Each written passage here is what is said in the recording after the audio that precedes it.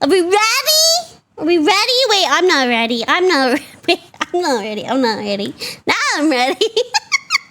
Now I'm ready. Okay. We're gonna watch my very first The Fat Electrician video. I've seen this video, like, people reacting to this video several times. I've not personally watched this one or any of his content for that matter. So we're gonna dive right in. America's secret underground cheese bunkers. I love cheese. Cheese is fantastic. Nothing to do with the U.S. military, but this has almost nothing to do with the U.S. military, but it's so ridiculous I can't not talk about it. Today we're talking about America's... I like his little transition. Wait, that's adorable. It's a little ducky grenade. But it's so ridiculous I can't not talk about it.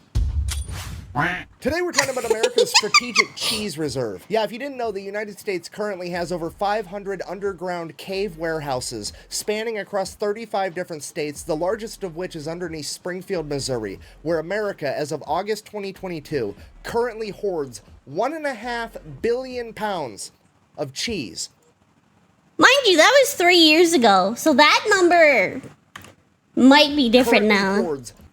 As of August 2022, the U.S. had 1.5 billion pounds of cheese in cold storage across the country. That's around $3.4 billion worth of cheese.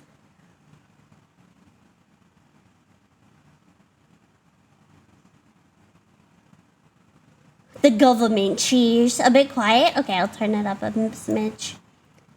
The government cheese. The government cheese. Can we get a tour? Can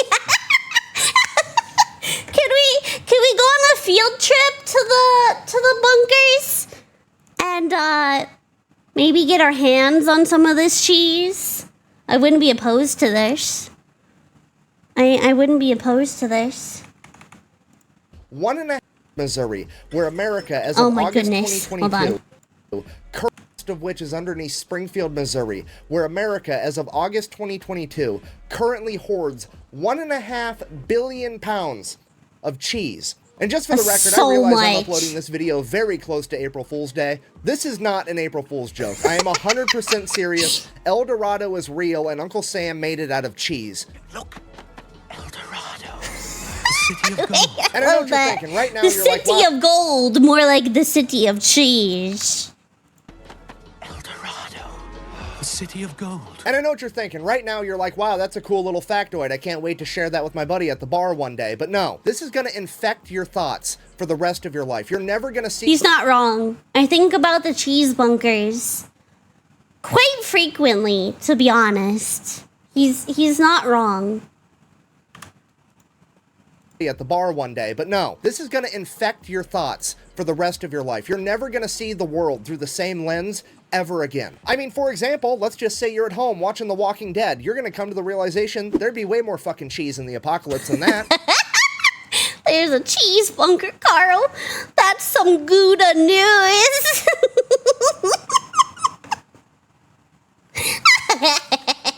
At home watching The Walking Dead, you're going to come to the realization there'd be way more fucking cheese in the apocalypse than that, okay? You're never going to be able to watch Mad Max again without thinking about cheese. You have to come to the terrifying realization that you live in a world where there is a greater than 0% chance that one of these underground cheese caves gets mistaken for a government facility and gets nuked in World War III, and we're going to have to deal with a radioactive tsunami wave of nacho cheese. And this... You know, wouldn't be the worst way to go out. I'd be okay with that. What a way to go. Radioactive nacho cheese tornadoes. and we're going to have to deal with a radioactive tsunami wave of nacho cheese. And this is real life. So I asked myself one question: how on earth did America get to this point? Because I know it didn't happen overnight. And what I found was the craziest real-world example of a butterfly effect that I have ever seen. And believe it or not, it all actually ties back in with last week's video. Ice cream ships. Weaponizing ice cream since the prohibition. 2,000 gallons of ice cream. That's where all my ice cream went. God damn it. A butterfly effect that I have ever seen. And believe it or not, it all actually ties back in with last week's video of the ice cream ships of World War II. If you missed that, the super abbreviated version, basically the US government banned alcohol during Prohibition in the 1920s. Right. Because of that, all the bars in America turned themselves into ice cream parlors to stay in business. Ice cream stepped up to fill the... I didn't know that. I knew the part about alcohol being banned, right? But I didn't know that second part. Today I learned. Bars in America turned themselves into ice cream parlors to stay in business. Ice cream stepped up to fill the social void left by alcohol. If so facto, there was like 2 generations of Americans that treated ice cream like it was alcohol. Socially speaking. As I'm sure you can imagine, this would drive up dairy consumption. Combine that with the fact that the 30s and 40s is when refrigeration would become readily accessible. Right. Meant that for the first time in human history, there was such a demand for dairy products that farmers could exclusively become dairy farmers. Meaning that this would be the birth of the entire dairy industry. And honestly, it worked out great. Right up until it didn't in 1949. 1949, 4 years after World War II, the American military is downsized. There's not an entire horde of young men eating 10,000 calories a day. And America's not exporting anywhere near as much food to other countries for war relief. Meant that there was a decrease in dairy consumption or a dip in the dairy market. As this became a bigger and bigger problem, the government had to step in because they weren't about to let the entire dairy industry implode. Because, I mean, let's face it, that would be utter catastrophe. So the...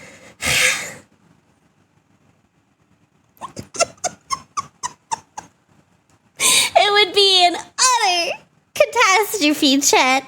An utter catastrophe.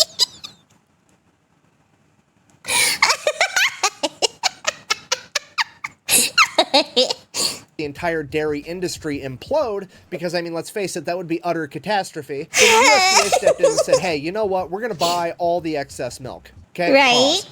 Thought experiment. You're a dairy farmer. You make all of your money by selling milk. And then suddenly, a couple years back, motherfuckers quit drinking milk, aka you made less money. Now the government has come out of left field and said, hey, we're going to buy all of the milk. So that's how they made all the cheese. Oh my god, it makes so much sense. They had all this excess milk. Like, what are we going to do with this? That's how they made the cheese bunkers.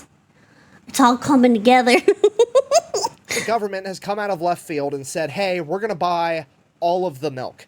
What do? You make more fucking milk. And that's exactly what happened. So just to be clear, there was already too much milk.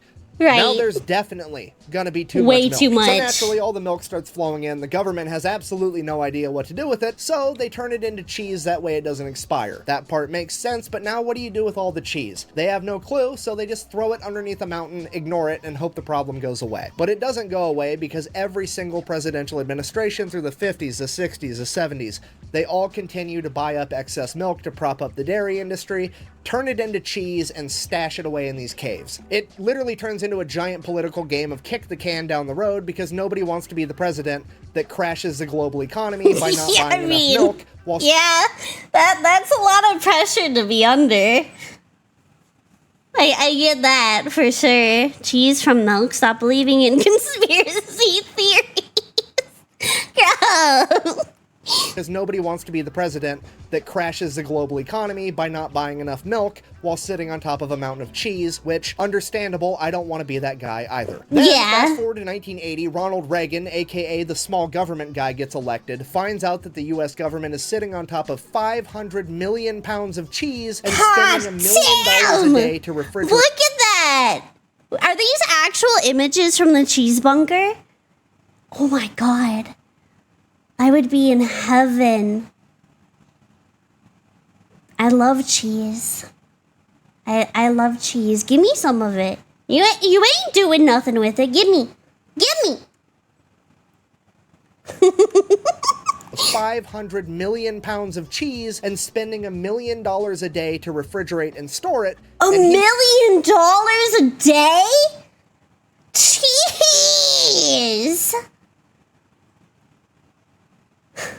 Holy cheesers!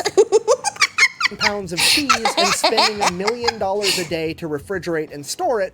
And he looks at this whole issue like a beaver looks at running water. Absolutely fucking not. We can't have it. So his administration goes about figuring out the cheapest way to solve this cheese problem. Obviously, we're gonna throw it all in the ocean. However, having at least the foresight... Don't waste the cheese! Yeah! Give it to me! Give it to me! problem. Obviously, we're gonna throw it all in the ocean. However, having at least the foresight to understand that that would cause political backlash, he wanted to see how the public would receive it, so someone from his administration shows up to a White House press conference with a 5-pound block of moldy cheese and is like, hey, we got 500 million pounds of this shit. How would you guys feel if we threw it in the ocean? Wouldn't be good. We'll save money on cheese. We're gonna find out if blue whales are lactose. The only picture of a whale eating cheese on the internet.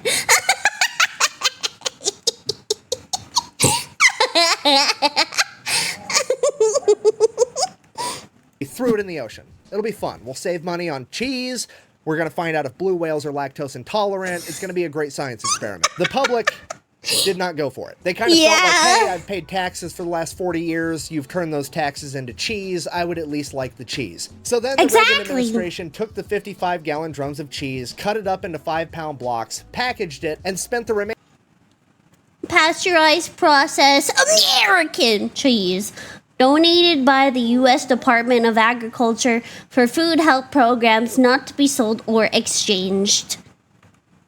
That government cheese. Cut it up into 5-pound blocks, packaged it, and spent the remainder of his administration funneling 300 million pounds of cheese into impoverished and elderly homes. And this is where we get the say. It's funny because cheese, it's been shown that cheese is as addictive as certain illegal drugs.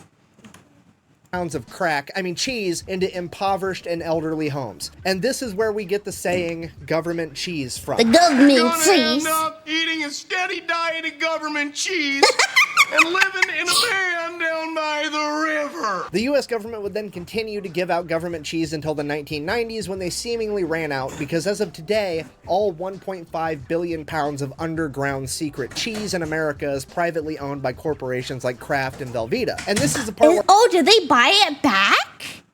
Oh. But then what are they gonna do with it? Just sell it?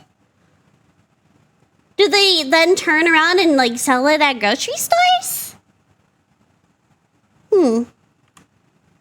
Secret cheese in America is privately owned by corporations like Kraft and Velveeta. And this is the part where I wanted to end the video on a happy note of the government made a mistake, they fixed a mistake over 50 years, happy ending, hooray. However, it didn't really make sense because something happened in the 1990s where the government was able to stop buying the excess milk. What happened? And that's when it hit me. It was absolutely the Got Milk ad campaign, the biggest... Oh my god, I remember those.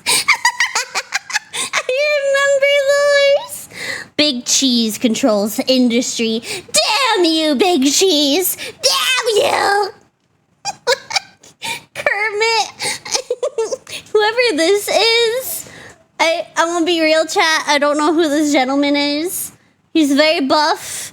He's got a milk stash. I don't know who that is though. Is it a wrestler? Okay. It better be ice cold for Stone Cold. Oh wait, is that Stone Cold Steve Austin? Ah! Okay. I don't think I've ever seen pictures of him like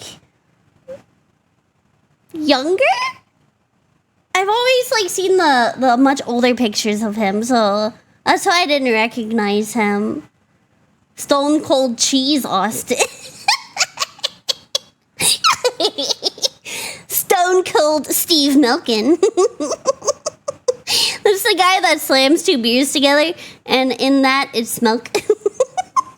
Okay, that makes sense. That makes so much sense now. Okay, I'm like, I couldn't recognize him at first. And of course, you know, this is Kermit. excess milk. What happened? Wait, And that's when it hit me. wait. Michael Bay directed the first Got Milk ad.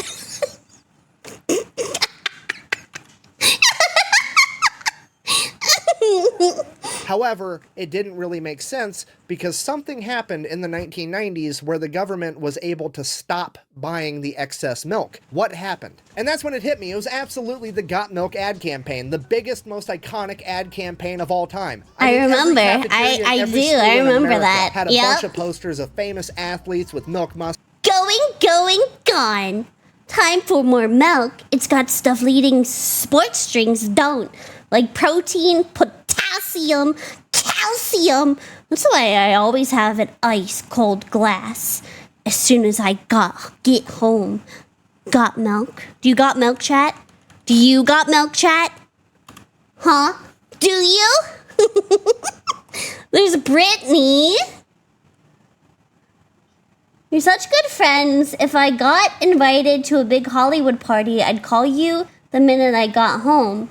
Or if you had stuff on your face, I'd tell you sooner or later. Every cafeteria in every school in America had a bunch of posters of famous athletes with milk mustaches saying, "Got milk, drink your milk." I vividly remember commercials as a child. Yep, I remember telling me the that if I didn't drink commercials. enough milk, my arms would literally fall off my Yeah. body. Well, Mr. Miller told me he never drinks milk. Look at him.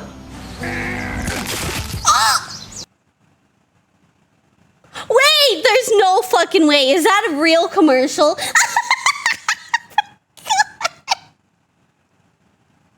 That's so unhinged. What? He never drinks milk. Look at him. No, that's not good. Got milk. Surely this is what it The 90s and early 2000s were a different time. Oh my god. I wish they kept doing weird commercials like this. Oh my god. Commercials nowadays are very bland, yes. They wouldn't be able to get away with a commercial like this nowadays. No, that's not good. Got milk. Surely this is what inspired an entire generation of Americans to eat and drink more dairy products, right? I mean, yeah, probably, but looking back on it now as an adult, doesn't it seem just a little bit weird that it wasn't a The tinfoil hat. The tinfoil hat.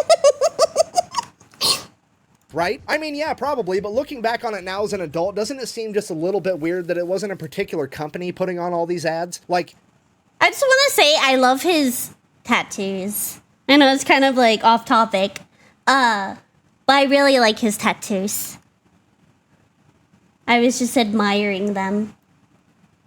as an adult, doesn't it seem just a little bit weird that it wasn't a particular company putting on all these ads? Like, if there wasn't one company profiting from selling all this milk, where was all the money coming from? I mean, It almost seems like the government launched a giant psychological operation, ad campaign, just so that they could offload milk so they wouldn't have to keep contributing to their mountain of cheese. Well, I'm going to take this off now because that's legit exactly what happened. In 1995, the U.S. government created a non-profit organization known as Dairy Management Incorporated, and their entire job was to get the American people to eat and drink more dairy products. Literally a cabal of individuals plotting behind the scenes to get people to eat more cheese. It's the cheesiest conspiracy of all time, and I'm not even kidding. Anything...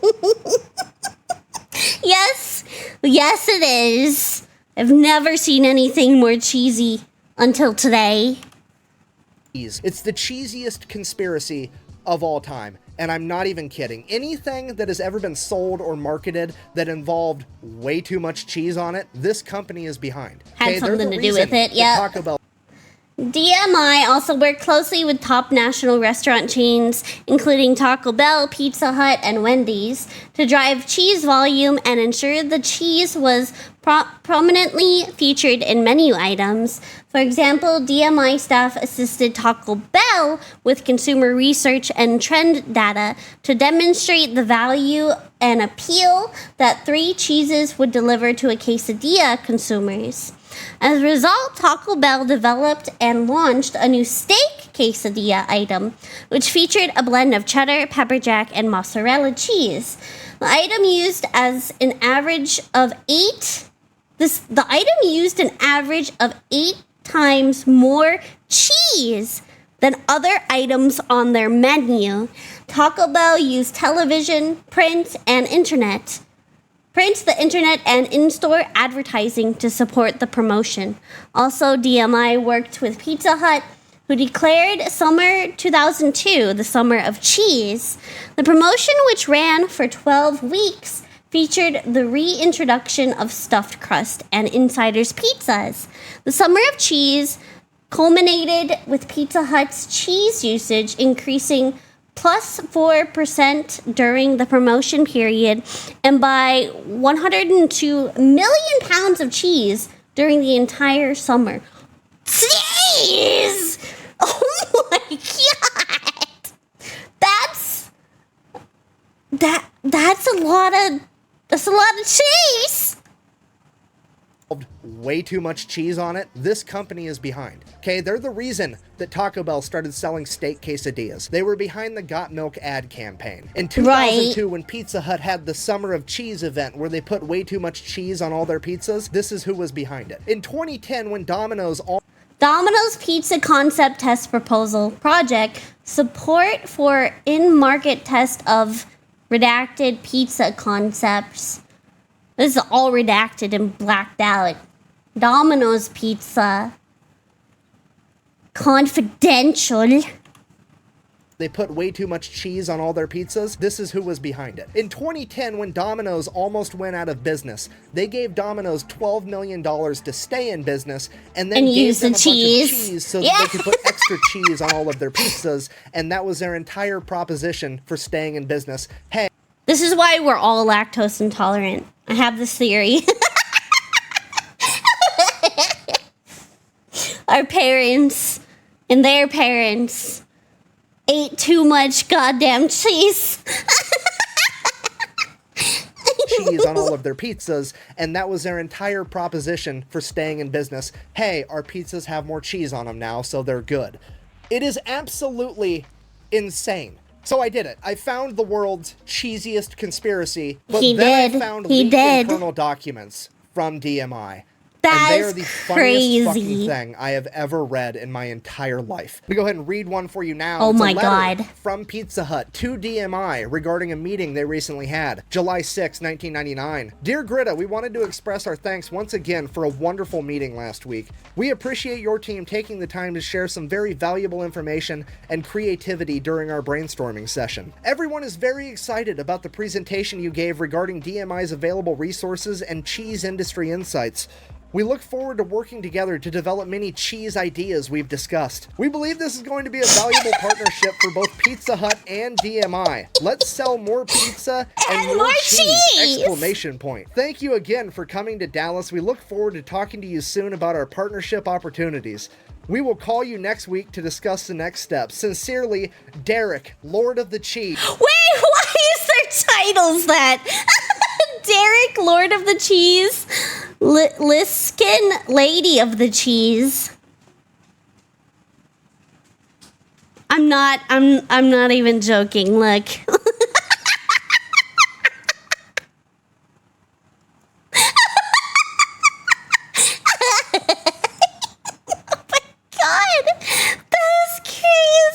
Lord of the Cheese, quite the title. Lord of the Cheese. This is a real document. Lady of the Cheese, Lord of the Cheese.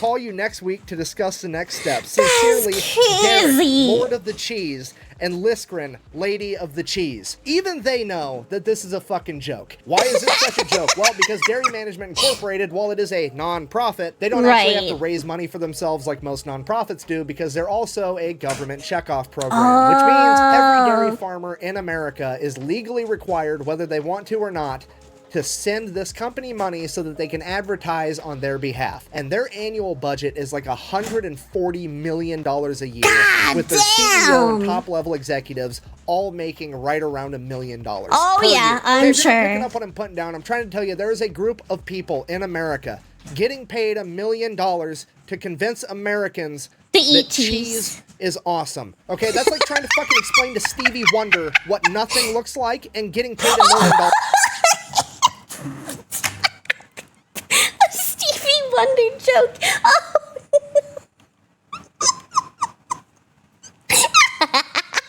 $1 million to convince Americans that cheese is awesome. I mean, okay, cheese that's like is trying to fucking explain to awesome. Stevie Cheese Wonder is pretty what nothing good. looks like and getting paid $1 million for it. He already fucking knows that, okay? It makes no goddamn sense. Cheese is so fucking good that it is the one thing on earth that if you were allergic to it, we're not going to say you have a cheese allergy. No, you're lactose just intolerant, We're not yeah. going to say you're allergic because we all know you're going to eat that shit anyways. Anyway. Because the consequences... He's clocking. Oh my god, he's clocking all the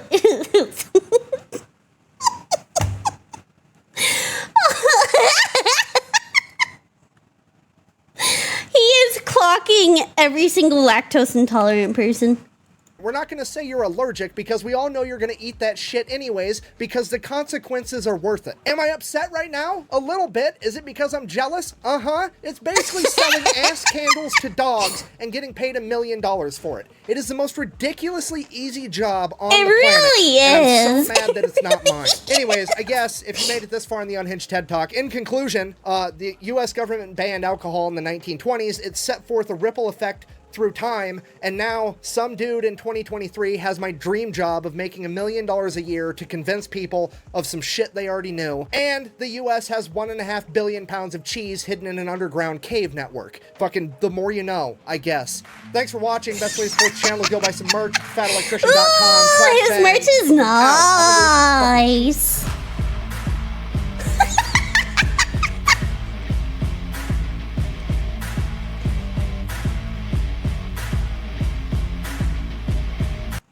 That was good. That was really good. What did I walk into? Cheese. Cheese. Cheese. Usually a short post-credit scenes, FYI. This video is a bit older, so I don't know if he does in this one. Doesn't look like it. But that was good. I learned so much more about the cheese bunkers than I originally knew. Like, I knew they existed, and I knew they had a lot of cheese, but I didn't know, like, the lore. Like, how in-depth the lore was. That was really good. I want to be the lady of cheese. What the heck? Where do I sign up to get this title? I need it. I need it. I want to be a lady of cheese. What the heck? What the heck? That video was by the Fat Electrician, America's Secret Underground Cheese Bunkers. It's from 2 years ago, so it's a little bit older. But I imagine that the information is still pretty accurate, except for maybe the amount of cheese that is in the bunkers. But it was good. It was good.